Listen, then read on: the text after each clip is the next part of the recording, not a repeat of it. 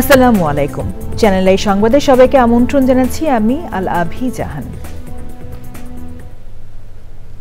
বিস্তারিত সংবাদের শুরুতেই জানিয়ে দিচ্ছি ফ্রেশ আটা ময়দা সুজি সংবাদ শিরোনামগুলো। বেগম খালেদা জিয়াকে দীর্ঘ বিমান যাত্রায় উপযুক্ত মনে করছে না মেডিকেল বোর্ড, শারীরিক অবস্থার উপর নির্ভর করছে বিদেশে চিকিৎসা। জাতীয় নির্বাচন ও গণভোটের তফসিল ঘোষণা চলতি সপ্তাহেই। ভোটের সময় 1 ঘণ্টা বাড়িয়ে সকাল 7:30 থেকে বিকেল 4:30 পর্যন্ত নির্ধারণ। সব ষড়যন্ত্র রুখে দিতে তারেক রহমানের আহ্বান, ক্ষমতায় গেলে দুর্নীতি প্রতিরোধ ও আইন শৃঙ্খলার উন্নতিতে অগ্রাধিকারের প্রতিশ্রুতি। গণতান্ত্রিক সংস্কার জোট নামে এনসিপির নতুন জোট গঠন, পুরনো রাজনৈতিক ব্যবস্থা থেকে বের হয়ে অন্য দলগুলোকেও জোটে আসার আহ্বান। এবং কুড়িগ্রামের অষ্টমীর চরে প্রকৃতি ও জীবন স্বাস্থ্যসেবা কেন্দ্রের কম্বল বিতরণ ও বিনামূল্যে স্বাস্থ্যসেবা, চরাঞ্চলে সামাজিক নিরাপত্তা কর্মসূচি বাড়ানোর তাগিদ।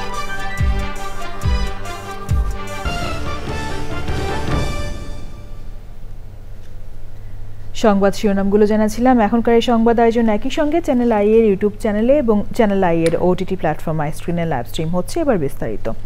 রাজধানীর এভারকেয়ার হাসপাতালে চিকিৎসাধীন সাবেক প্রধানমন্ত্রী ও বিএনপি চেয়ারপারসন বেগম খালেদা জিয়ার শারীরিক অবস্থা অপরিবর্তিত রয়েছে।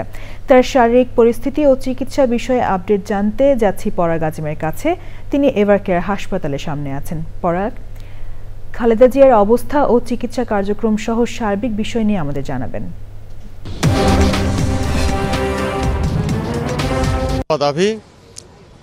আমরা এখানে 1 ঘন্টা যাবত আছি সকাল থেকে। আসলে সকালে যেহেতু অনেক সকাল, নেতাকর্মী বা ডাক্তারদের ওরকম আমরা এখন পর্যন্ত দেখিনি। আসলে যারা মেডিকেল বোর্ডে আছেন তারা তো ভেতরেই কাজ করে যাচ্ছেন এবং এখানে পর্যাপ্ত নিরাপত্তা ব্যবস্থা, আপনি জানেন যে বাইরে ভেতরে দুটোই আছে।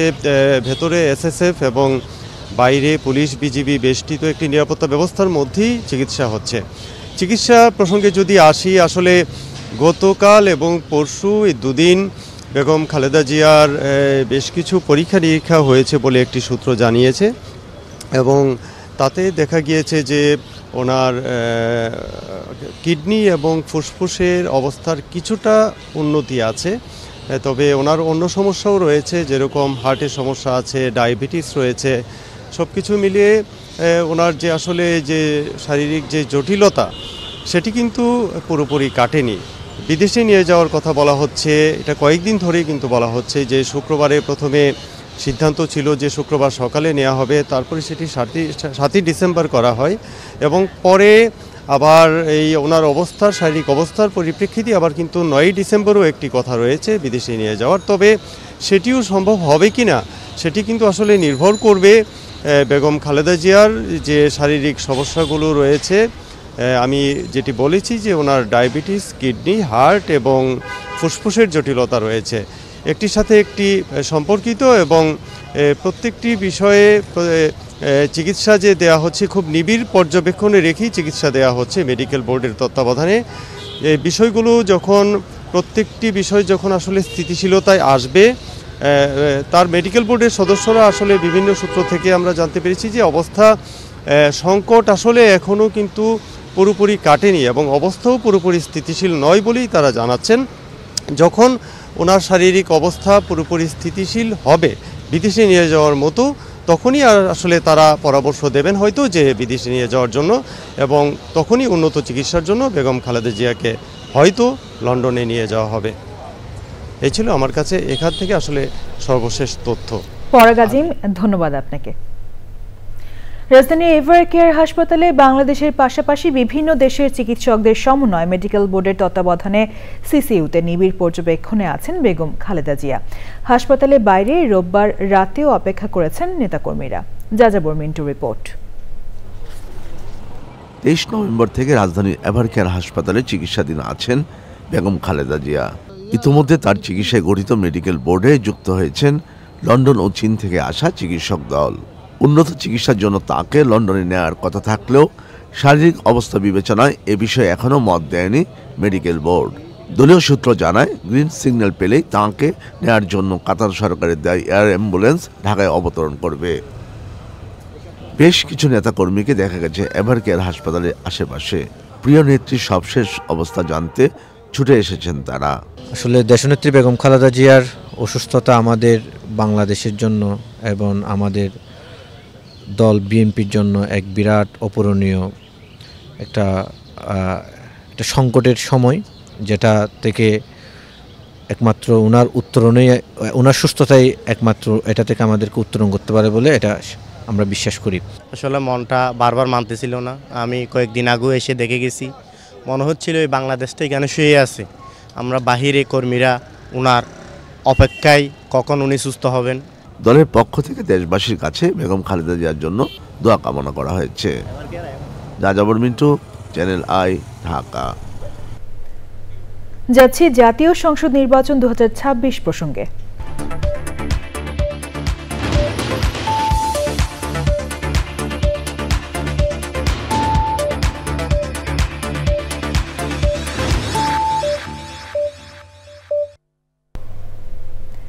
জাতীয় সংসদ নির্বাচন ও গণভোটের তফসিল চলতি সপ্তাহের মধ্যে ঘোষণা করা হবে বলে জানিয়েছেন নির্বাচন কমিশনার আবুল ফজল মোহাম্মদ সানাউল্লাহ।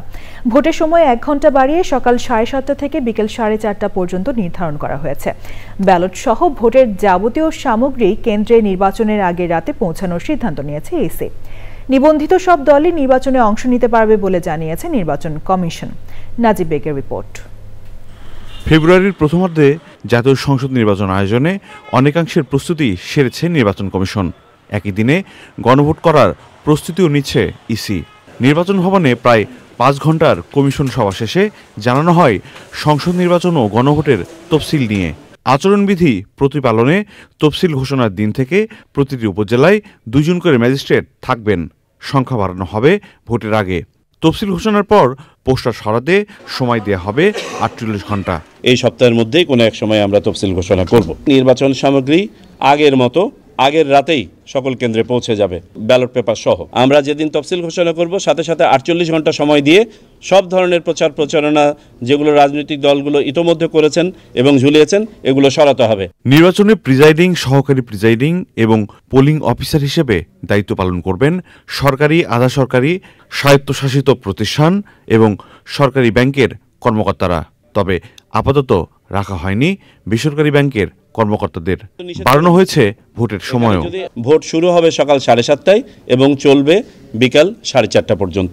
বেসরকারি যে ব্যাংকগুলো আছে সেগুলো আপাতত বিবেচনায় নিচ্ছি না, তারা রিজার্ভে থাকবে। একান্ত প্রয়োজন না হলে তাদেরকে নেওয়া হবে না। আইন যাদেরকে পারমিট করবে তারা ভোটে অংশগ্রহণ করবেন। রিটার্নিং কর্মকর্তা কারা হবেন সেটি এখনো নির্ধারণ হয়নি। নিরাপত্তা ব্যবস্থা সহ সার্বিক দিক মনিটরিংয়ে ইসিতে একটি মনিটরিং সেল হবে। মঙ্গলবার থেকে বিদেশে পোস্টাল ব্যালট পাঠানো শুরু করবে নির্বাচন কমিশন। থ্যাংক ইউ, অনেক ধন্যবাদ। নাজিব বেগ, চ্যানেল আই, ঢাকা। আগামী সংসদ নির্বাচন ও গণভোটের প্রস্তুতি সম্পর্কে প্রধান উপদেষ্টা প্রফেসর মোহাম্মদ ইউনূসকে অবহিত করেছেন প্রধান নির্বাচন কমিশনার এএমএম নাসির উদ্দিন। সন্ধ্যায় প্রধান নির্বাচন কমিশনারের নেতৃত্বে অন্য কমিশনাররা রাষ্ট্রীয় অতিথি ভবন যমুনায় প্রধান উপদেষ্টার সঙ্গে সাক্ষাৎ করে নির্বাচন আয়োজনের অগ্রগতি সম্পর্কে জানান।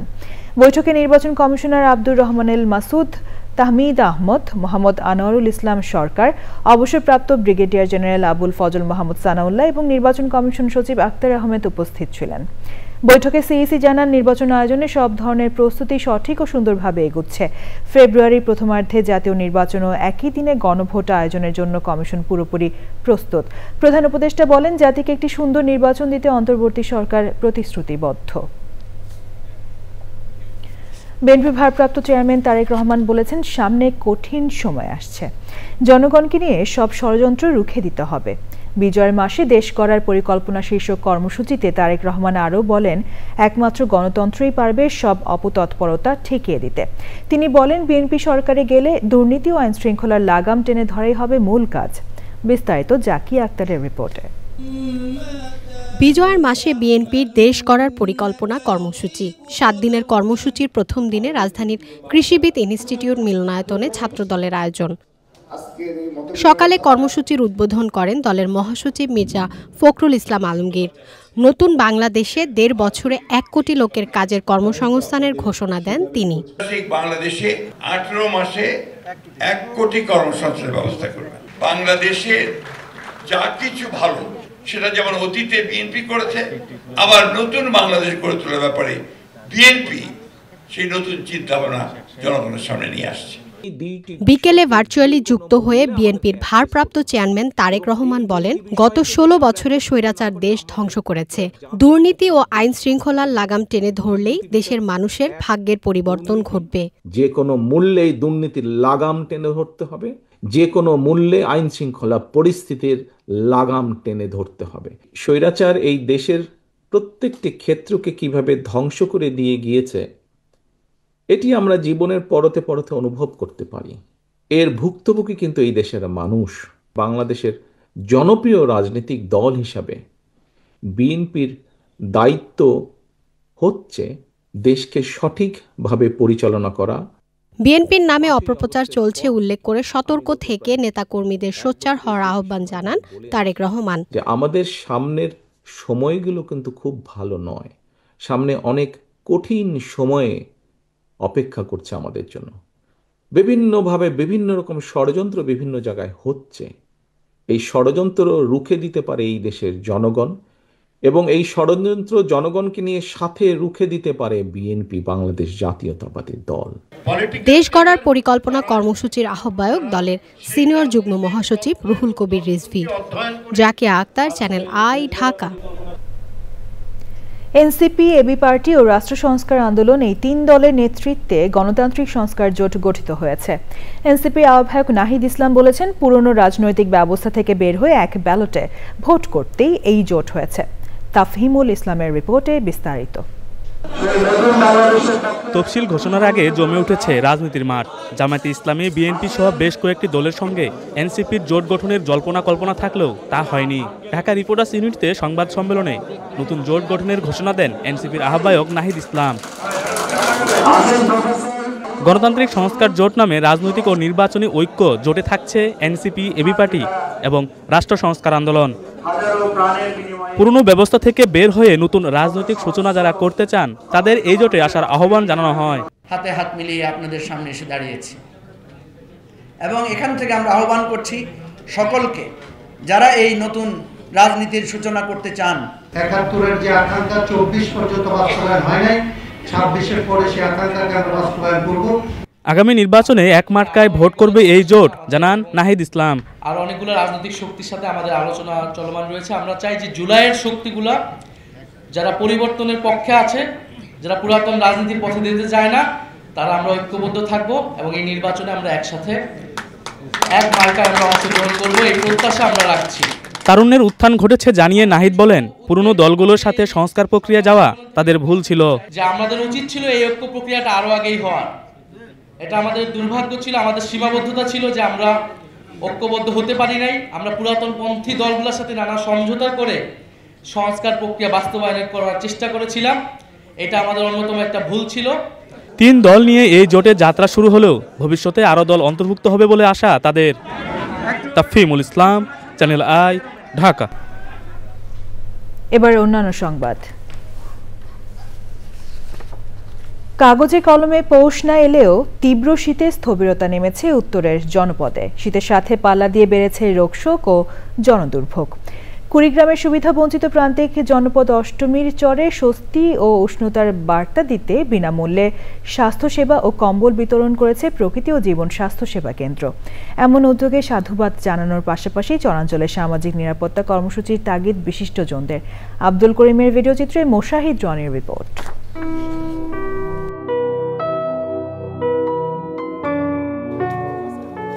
রাজধানীর মৃদু শীত নাগরিক জীবনে উৎসব আর উদযাপনের উপলক্ষ হলেও উত্তরের জনপদ কুড়িগ্রামের শীতে হাড়ে কাঁপন ধরায়। দিনপঞ্জিতে পৌষের আগমন এখনও বাকি থাকলেও ব্রহ্মপুত্র অধ্যুষিত চিলমারি ও প্রান্তিক চরাঞ্চলে তাপমাত্রা নামে 10 ডিগ্রির নিচে।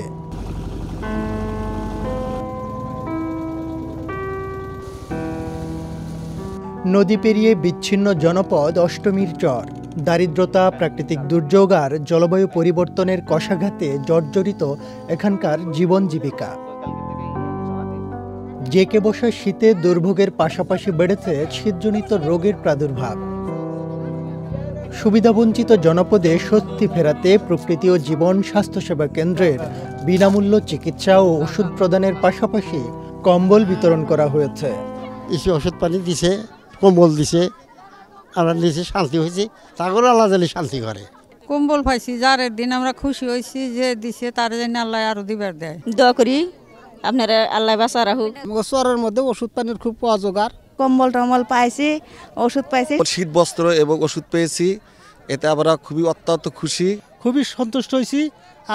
ওনারা জানি আরো আগামীবার দিতে পারে। ওষুধ পাইছি, কম্বল পাইছি, যারের পক্ষে একটু আরাম পাইছি, কম্বল পাইছি, ওষুধ পাইছি, এইটি আমার খুশি। আর্থমানবতার সেবায় নিরলস প্রকৃতি ও জীবন ফাউন্ডেশন এবং স্বাস্থ্যসেবা কেন্দ্রের প্রতি কৃতজ্ঞতা জানিয়েছেন সুধীজনরা। দীর্ঘ পথ পাড়ি দিয়ে আমাদের এখানে উপস্থিত হয়েছেন, এজন্য এলাকাবাসীর পক্ষ থেকে ওনাদেরকে মোবারকবাদ জানাচ্ছি। এই ধরনের কর্মসূচি আগামীতে অব্যাহত থাকবে, তাহলে আমাদের এই প্রত্যন্ত স্তরের অধিবাসীরা কিছুটা হলে উপকৃত হবেন। এত দুর্গম যে আমাদের নৌকাপথে আসতেই 5.5 ঘন্টার মতো লেগেছে। এই চরবাসীর এই দুর্দশা দেখে নিজেদের কাছে আসলেই খারাপ লাগে। যদি আমাদের পাশাপাশি আরও কোনো সংস্থা এগিয়ে আসে তাহলে এই চরবাসীর জন্য বিশাল উপকার হবে। দেশের টেকসই উন্নয়নে প্রান্তিক জনপদে মৌলিক চাহিদা নিশ্চিতের পাশাপাশি অবকাঠামো উন্নয়ন ও সামাজিক নিরাপত্তা কর্মসূচির বিকল্প নেই বলছেন বিশেষজ্ঞরা। Moshahid Roni, Channel I. দেখবেন বিজয়ের মাস ডিসেম্বর।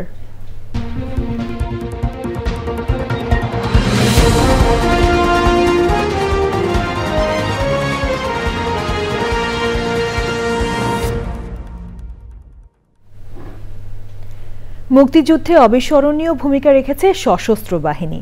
৭১-এর ২৫শে মার্চ কাল রাতে পাকিস্তানি বাহিনী গণহত্যা শুরু করলে সেনাবাহিনীতে কর্মরত বাঙালি অফিসার ও সদস্যরা সাধারণ মানুষকে সাথে নিয়ে প্রতিরোধ করে তোলেন। পরবর্তীতে যুদ্ধ করে স্বাধীন করেন বাংলাদেশকে। মুক্তিযুদ্ধে সশস্ত্র বাহিনীর প্রতিরোধ ও সাফল্য গাথা নিয়ে ওবায়দুল রশিদের ধারাবাহিক প্রতিবেদনের ৫ম পর্ব আজ। ঢাকা আক্রমণের পরিকল্পনা বাদ দেওয়ার পর মেজর শফিউল্লাহর বইয়ের ভাষ্য অনুযায়ী তিনি তার সদর দফতর তেলিয়াপাড়ায় স্থানান্তর করেন। পরে তার নামের আদ্যাক্ষর অনুসারে গঠিত হয় এসফোর্স। এসফোর্সের প্রবেশন এবং প্রশিক্ষণ চলমান অবস্থায় শফিউল্লাহ সিদ্ধান্ত নেন ধর্মগড় বিওপি আক্রমণের। হবিগঞ্জের মাধবপুরে অবস্থিত চেকপোস্টে ছিল পাকিস্তানিদের শক্তিশালী ঘাঁটি। প্রথম আক্রমণের পর এসফোর্স পিছু হটলেও পরবর্তীতে আবারও আক্রমণ চালানো হয়।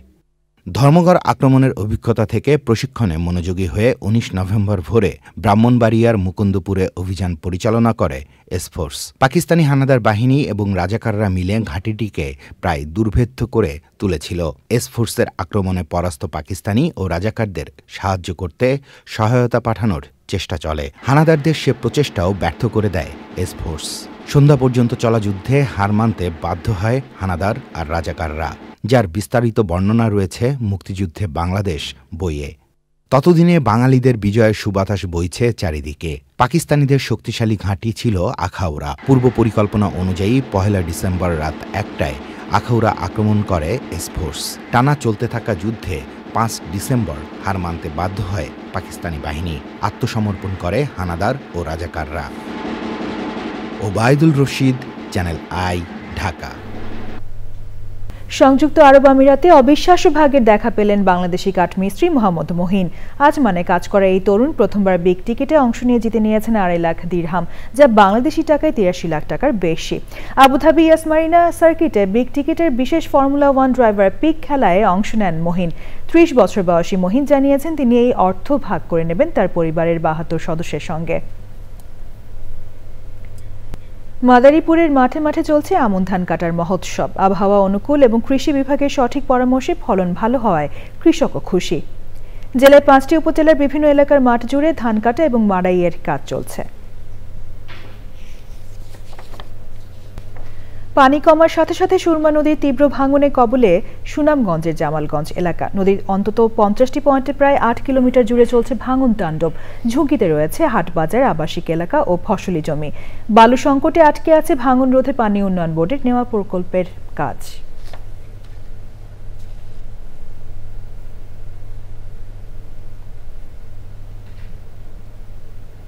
সবশেষে ফ্রেশ আটা ময়দা সুজি সংবাদ শিরোনামগুলো জানিয়ে দিচ্ছি আরও একবার।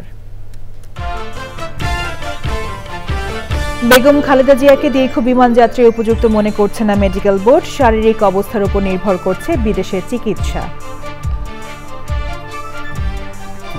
জাতীয় নির্বাচন ও গণভোটের তফসিল ঘোষণা চলতি সপ্তাহেই ভোটের সময় 1 ঘণ্টা বাড়িয়ে সকাল 7:30 থেকে বিকেল 4:30 পর্যন্ত নির্ধারণ। সব ষড়যন্ত্র রুখে দিতে তারেক রহমানের আহ্বান, ক্ষমতায় গেলে দুর্নীতি প্রতিরোধ ও আইন শৃঙ্খলার উন্নতিতে অগ্রাধিকারের প্রতিশ্রুতি। গণতান্ত্রিক সংস্কার জোট নামে এনসিপির নতুন জোট গঠন, পুরনো রাজনৈতিক ব্যবস্থা থেকে বের হয়ে অন্য দলগুলোকেও জোটে আসার আহ্বান। এবং কুড়িগ্রামের অষ্টমীর চরে প্রকৃতি ও জীবন স্বাস্থ্যসেবা কেন্দ্রের কম্বল বিতরণ ও বিনামূল্যের স্বাস্থ্যসেবা, চরাঞ্চলে সামাজিক নিরাপত্তা কর্মসূচি বাড়ানোর তাগিদ।